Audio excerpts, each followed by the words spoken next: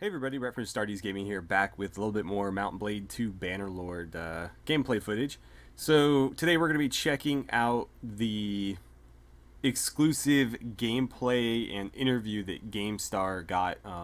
Basically, they interviewed Armand Yavuz, who's like the CEO of Tailworlds, and while they were interviewing him, they had some gameplay footage showing, and I think it's worth looking at and talking about, so we're going to go ahead and dive into that today.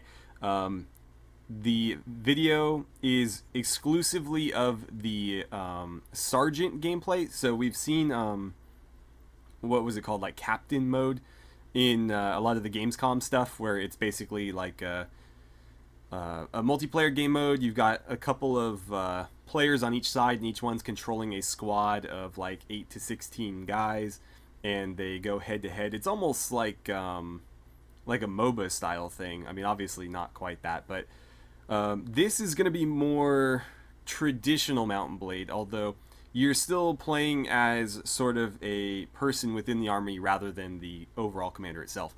And so Sergeant mode is what I'm going to call it. Takes place in two different versions.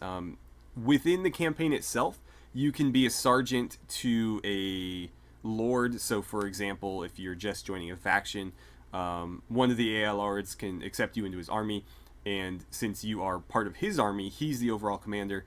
But you may, for example, get control of like the cavalry, and so he will issue you orders that you kind of carry out however you see fit. And the other version is in the custom battles, which is what we're looking at here. And you can see that there's various game types available, and one of them is Attacker Sergeant. And this is basically that same Sergeant gameplay, but in a custom battle. I'm not sure where Attacker comes in. This is an open field battle, so it's not like it's a siege or anything. It doesn't really seem necessary to distinguish an attacker versus a defender. But I guess in terms of the way Mount & Blade deals with...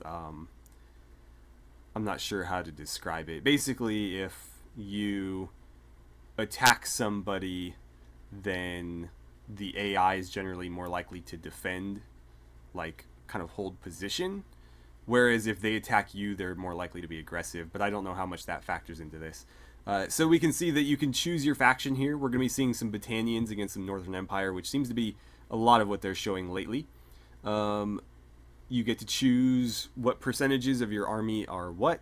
It doesn't actually tell us what they are, though. So we kind of have to just assume, like, one would be cavalry, one would be infantry, one would be archers, and I don't know what the fourth one would be. Yeah, I'm not sure. It could be, like, spear infantry and then, like, sword and axe infantry. Maybe get two different ones. Again, I'm not sure. But we have 4 different categories, and the compositions of the armies can be adjusted for each. And then we see the army size, so you can actually create handicaps as well. They're fighting straight up 300 versus 300. So let's go ahead and start the gameplay. I'm going to completely ignore the interview. I will have a link in the description if you'd like to watch the entire video, as well as listen to the interview, but I'm just going to focus on the gameplay. Also, you might notice I'm starting a ways in to the video here. It's a pretty lengthy video at 21 minutes, so I didn't want to have to do the whole thing. Plus, a lot of what we see in the first 5 minutes or so is very similar combat to a video that I've already looked at. So rather than cover like that desert horse archer combat again, I'm just going to ignore that and jump into this stuff. So let's go ahead and get started. And I'm going to lower the volume of them a little bit, because they're going to be a lot louder than I think the gameplay will be, so maybe I'll just mute this entirely.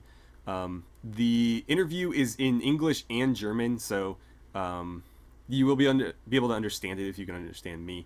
But the interviewer occasionally addresses the audience in German because GameStar is a German company. But he and the CEO talk to each other in English, so you'll be able to understand most of it. So here we see the Battanians moving through the forest here. And boy, the frame rate of this gameplay is pretty poor. I have this running on HD on YouTube. I couldn't download it, so we're just going to have to kind of make do. He's got a shitload of infantry here, and we can see enemy cavalry moving in the distance there. He's sort of rallying his archers, and there goes the bitrate. That looks to be friendly cavalry charging in. And we'll see him get issued some orders in a second. At the top of the screen, you'll notice like a red and green bar. That sort of shows the favor of battle, I guess you could say. So as battle swings in favor of you, it'll get more green. If it's favoring the enemy, then it'll get more red. And once it, fills entirely red, you lose. Entirely green, you win. So more infantry, well, I should say archers, trudging around. There goes the bitrate again. We see an Imperial Horse Archer, so that's something to note. The Empire does have horse archers, and they're killing scouts and cavalry signifiers. So the signifiers are the guys on horseback that are carrying the banners. And then, since this guy's not getting into the action, I'm just going to kind of look at troop names and stuff and see what we can determine here.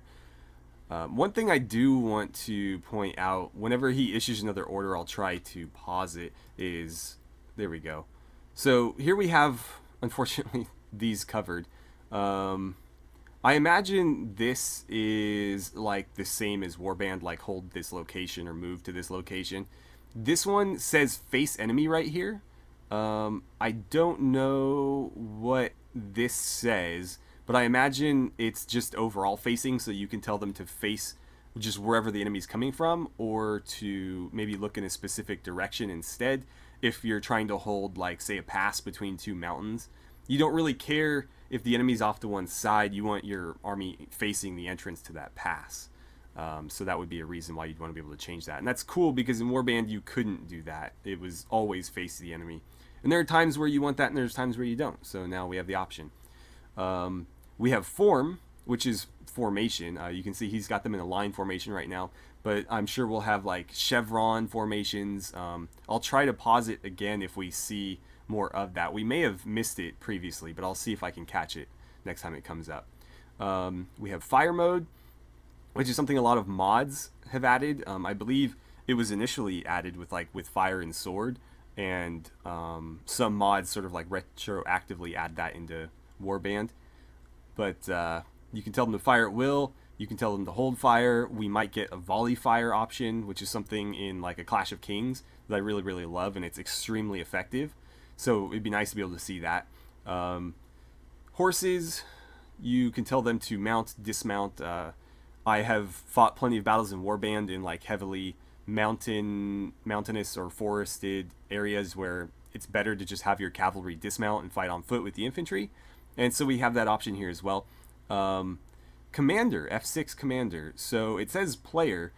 I'm guessing that this allows you to pass command off to somebody else. If, say, you want to just focus on fighting, you can say, hey, companion, why don't you take over, and I'm just going to, go wreck shit. And then we have transfer. I'm going to guess, because that's extremely vague, that it means transferring troops from one selection group to another selection group. So, for example, if a bunch of your archers run out of ammo, rather than having to command them separately, just folding them into the infantry so that you command everybody to charge, for example. So that's the rundown of this stuff here. Again, if they go into more depth on those, I'll try to pause it and catch them. I know we missed one already, but we'll see if we can't get it again. And wow. So again, we're seeing a 300 on 300 battle here. So 600 people on the battlefield in total. And, oh, hold on. Let's go back and try to catch that one. So I have to say, it's running extremely smooth for a battle this large. Anything this big in Warband, anytime you looked at the troops, your game would probably hang up really badly. All right, so here we go. Which one is this? I believe this is probably F1. So we don't know what the other F1 is. F2 is charged. That's really going to mess me up, because in Warband, F2, if you press F1 and then F2, it's follow me, and then F1, F3 is charge. And they've swapped it here, so that's going to take some getting used to. F4, guard me, that's kind of cool. In a lot of my playthroughs of Warband, I run with like a small guard retinue. So, I'll have subscribers create characters like knights or whatever, and they'll run around in a small group that's always with me, that's like separate from the cavalry and the infantry, whatever. It's like just my little elite guard unit, and it'll be cool to be able to issue like a direct order, like, you know, protect me, I'm the king, you're my bodyguards, you know, don't be picking a fight with some peasant over there while I'm getting my ass kicked. So that's cool. We have a direct advance, which is sort of like the move forward 10 paces we had in Warband. I'm not sure exactly what this means. It might be like a more ordered advance compared to like a charge. So charge just sends them running. Advance keeps them in formation moving forward. We've seen formations not look particularly great in Bannerlord so far, but we don't know how much of that is the players just being really, really bad, or the AI not being able to hold a proper formation. So far in this one, they've done a great job, but we haven't seen them actually meet with an enemy yet. They've been just sort of running around this forest. We have fall back. I don't know what that means, other than, you know, just retreating. I don't know where they're retreating to or how far, but they're falling back. Stop means just like stop right there, stop what you're doing. Can't quite see what this flag is because of the text. I'll play it just a bit. Oops, not what I meant to do there. And it goes away, so I can't see what that was. We do see them issuing a shield wall order, though, so we know that that's a formation. Again, I'll try to catch another one when it comes up, and we'll take a closer look at that. He's doing it awfully quick, though, so it's making it hard. Issuing some more commands there. He told them to get into line formation again, and then issued another follow me order. So still not engaging, but you can see the enemy holding this like rock formation here, and I imagine this is going to be a pretty nice melee scrum that we're about to see. But yeah, the enemy's got a pretty nice formation up there, or pretty nice position up there, I should say. And I don't know how these guys are going to take them off of it, but they're going to have to do it. Apparently they're going to swing around to the side. That's a smart move. Charging up that rock face would have been a pretty bad idea. But coming around to this side, it's a much more gradual slope. Oh man, he just got wrecked by that cataphract. Yeah, so the slope is a lot more gradual, and definitely a better place to attack from. And he just told them to charge, so now we're going to see some fighting. Again, the gameplay looks good. It's running extremely smooth given how many, you know, troops are on this battlefield. Their video quality is terrible. If you look in the top left, you can see the interview. Still in HD, but the bit rate that they're recording this gameplay in is god-awful. That horse just like pinned him to a tree. But they look to be doing pretty good. The Battanians definitely fought their way through that pretty admirably. I didn't think they'd be able to take the enemy off that hill, but they did. Wow, that horseman just got destroyed, and it looks like he's going to pick up his... Is that like a lance or a spear? So, hold on, let's pause here real quick. We have some interesting information here. So, because this is sergeant mode, again, you're not the overall commander. So it's actually giving you some nice information over here if you actually pay attention. I haven't seen him issued an order yet, and that may be because they changed the UI. In previous videos of sergeant mode, they would get a big like order right in the center of the screen. It says like charge or attack right flank. I haven't seen that in this one, obviously, so I don't know where he's getting his orders from or if he's getting them. But we can see cavalry is flanking from left, so if you were commanding the infantry, for example, it's kind of important, because you would want to know, like, hey, my help's over here, versus like, oh, they're, you know, behind me, not charging. The ranged group is skirmishing with the front line. Okay, cavalry and cavalry, so there's two groups of cavalry, are protecting multiple flanks, so probably right and left flank, I would think. And then infantry are moving to the player's position. Cavalry is pulling back, charging tactically, charging tactically. Not sure what charging tactically means, but sure. And here we, oh man, this is a mess. And again, that bit rate is just falling through the floor. So he's telling the infantry to charge, and they're probably going to catch these cavalry off guard. They got them in a great position there. I don't know what they were thinking, like just kind of sticking behind those trees, but it cost them. That was the same stuff we already saw, so we'll keep going. I really want to see formations, but they don't seem to really go into that menu. He just keeps issuing the line formation order, which he's already got like queued up. Because they're charging, obviously, so all he has to do is kind of command them back into formation, not necessarily change the formation. And cavalry's pulling back again. It'd be nice to know exactly what each of these troops are. I like the aesthetic of the battalions, but we've discussed this in other videos, but like the inspirations and the naming conventions that they're using for some of the troops in these factions makes like no sense. That cataphract just got destroyed trying to charge him. That's another thing I've mentioned in other videos is when cavalry charges infantry and you stab, and the infantry stabs with a spear, there's very little effect on the infantry despite being plowed into by a horse. And I know that the horse is technically dead at that point, but like if you tried to stab a horse with a spear as it ran by, probably take your arm off. So it'd be nice to at least see some of the physical effect on, not necessarily like damage or maybe getting knocked over like in Warband, like have the horse's momentum carry on through you and put you on your butt, and then you got to get back up.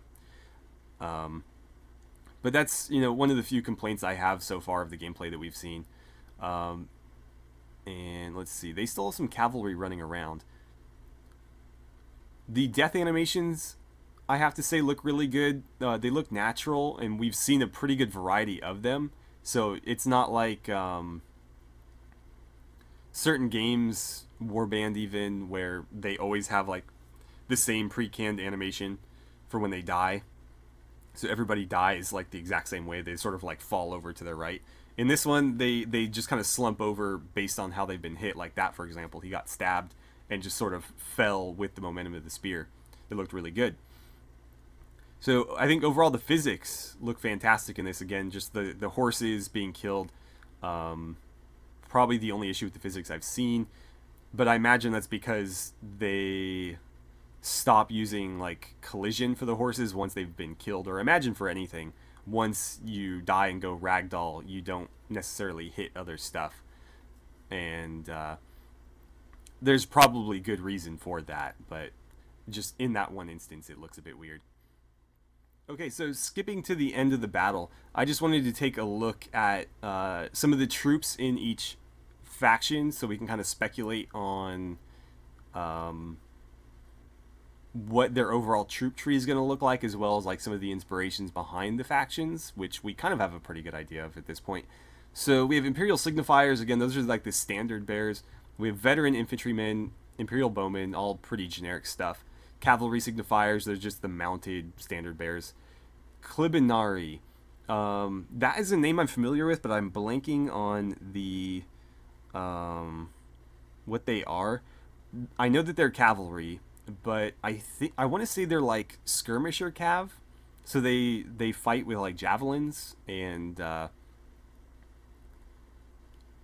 maybe they're heavier cav. I don't remember what Klibinari are, but they're cavalry. They're either like heavy cavalry, not quite on the order of like a cataphract, or they're like medium skirmisher cavalry, but I can't remember which. And then we have Imperial Horse Archers, which are exactly what they say they are. It's a bit odd that they use some of the like Roman or Latin names in here with the very like generic Anglian names. So like Imperial Horse Archer versus like Klibinari. For example, if they wanted to keep the same naming convention, they could call these guys like Equites Sagittarii or something, and then that would be the same, you know, the same language as like the Klibinari or whatever. And then with the Battanians, kind of strange here because we have like Standard Bearer and then Signifier. So I'm not sure what the distinction is.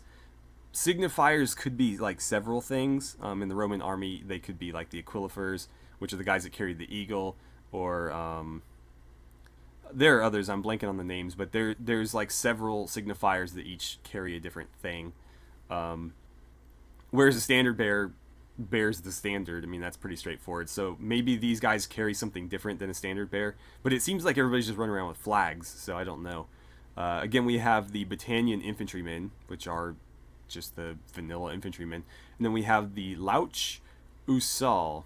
I don't know how to pronounce that. It sounds Gaelic or just maybe like Celtic. I'm not sure. But again, with the weird naming conventions, going for something completely out of line with everything else that they've got here. But cool. We also have Ethild, who was the player, I believe.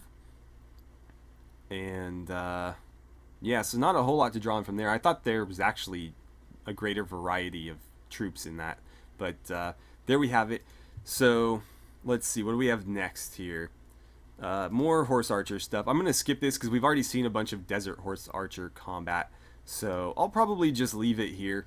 I don't want this video to be too long, and it's probably already longer than I wanted it to be. But I'll have, again, a link in the description if you guys want to check out the whole video for yourselves and listen to the interview. But otherwise, thank you guys so much for watching. Let me know what you thought of the gameplay in the comments below. No release date yet. There's not going to be one for a while, so, I mean, complain about it if you want, but it's not going to change anything. And I guess I'll see you guys next time. Thanks again for watching, and I look forward to talking about some more Bannerlord with you in the future.